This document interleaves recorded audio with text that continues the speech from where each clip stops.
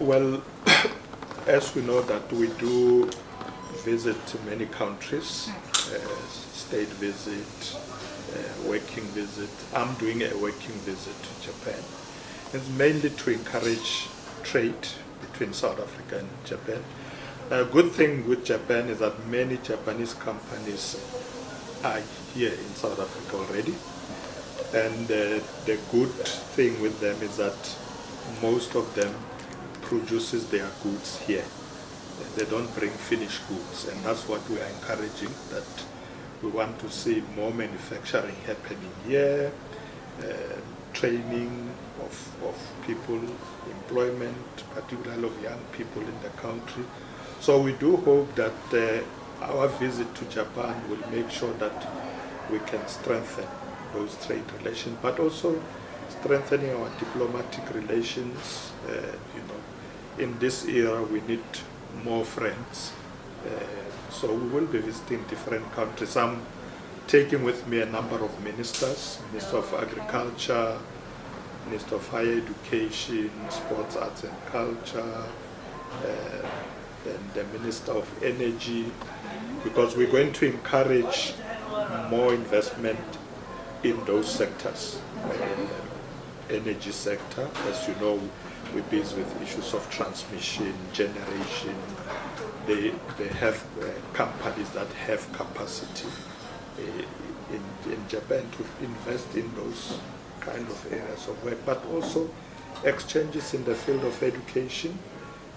That's why the minister is also going, science and technology and so on. The budget has been presented now.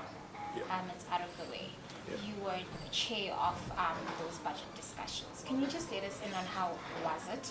And if you can in any way pinpoint, what would you say were the striking, issues within during those discussions? I'm aware that with the exception of the PA, the IFP and the UDM, all the other parties in Parliament, including those in the GNU, have rejected the budget. So as you were the chair of these discussions, if you can maybe highlight for me what were those striking issues besides the issue on the budget really was VAT.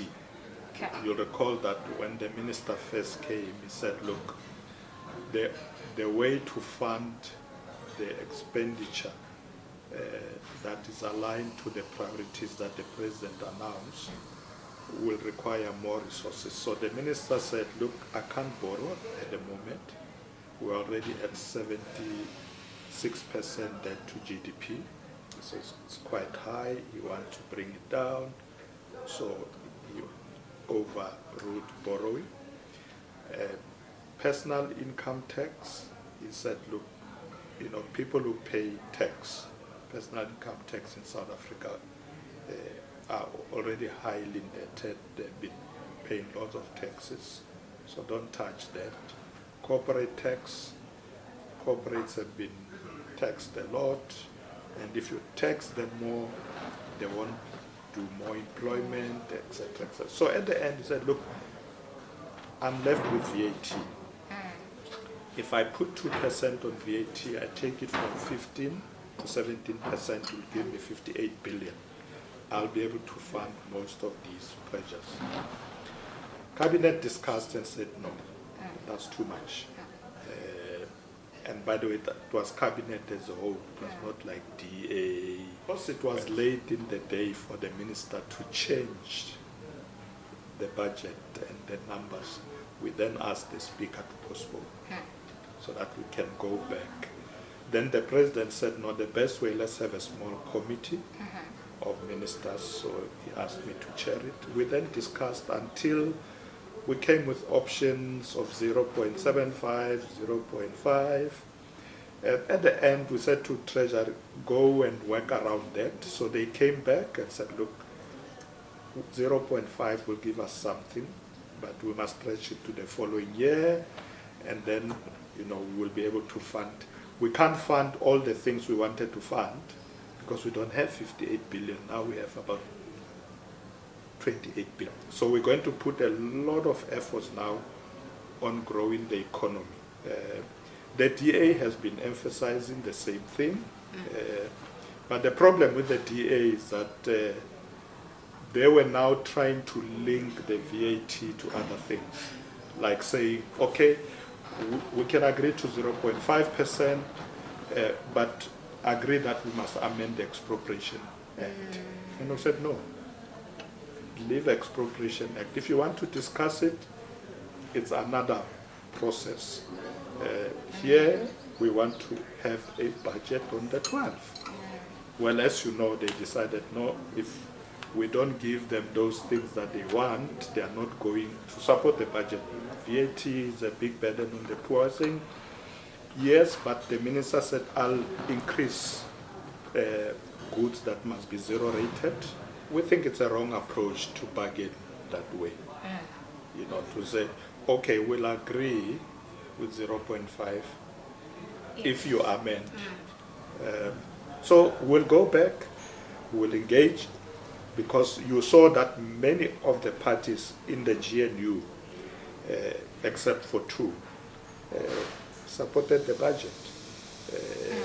You know, it's only DA and the Freedom Front Plus that said no way. Given the shift in the U.S. Leadership under President Trump and how the relationship is quite strained now between the U.S. and South Africa, how do we strengthen that? We want to use diplomatic relations to resolve issues. You'll recall that the president said we will send a delegation there. But of course we have to get the timing right. Remember, the new administration in the US is still setting up. Most of their government departments are not yet functioning. They've retrenched a lot of people. So give them space to settle, do their things. We will go to engage with them, because we think our relationship with the US is very important. We are one of the biggest trading partners in the continent with the US. A lot of our goods go there. The automotive sector is exporting to the US. So the threat of tariffs obviously will affect us seriously as South Africa. So we want to engage, but we will also have to start talking to other markets. You know, we can't just sit and cry. We know already in the health sector with PEPFAR, for HIV, AIDS, TB, we're already going to have challenges. But at least we've got enough medication now to take care of people who are living with HIV and AIDS. We have enough stocks because we were budgeting ourselves. So we're only getting about 8 billion rand that was coming through PEPFAR from the US and the Global Fund. But almost 30 billion is what we were budgeting for. So we will use our own resources, because we will need to learn to be self-reliant. But we are not abandoning the US. We're going to go back and engage with them. Yes. Yeah. Although I know they've chased our ambassador away, but we will see. Yes. But the partners in the GNU must work together.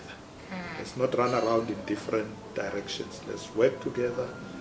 Let's take one message out to other countries that we want South Africa to work. South Africa is open for investment. Let people come because we are stable. The country is running very well. So GNU must be strengthened, and it will be strengthened by the parties that are there if they continue to pull together.